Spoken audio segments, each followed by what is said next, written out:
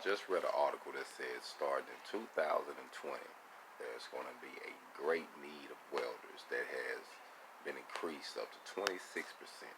26%.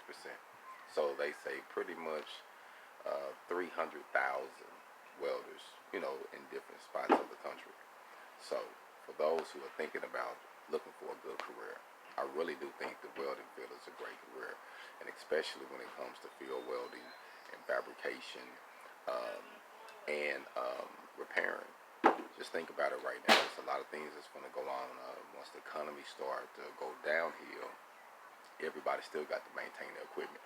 Everybody still got to keep what they got going and on the road. So there's still going to be great needs. There's still going to be other products being made and delivered, through different parts of the country. So think about that. So when you're thinking about, hey man, what do I need to do? Think about welding. I mean, honestly, right now you can get out of school and probably depends on how you hustle. You can do 90 days, and actually get out and make a nice income. They saying that a average welder with good skills right now can make $40,000 a year. 40,000, and I don't even think that's with a lot of overtime. So if this is something that you might want, man, just think about it. Like I say, I'm just passing the information. I seen it. I thought it was something valuable that somebody might need. So if you're thinking about going into the welding field, hey, it's a good field to be in. So think about that. Hog on.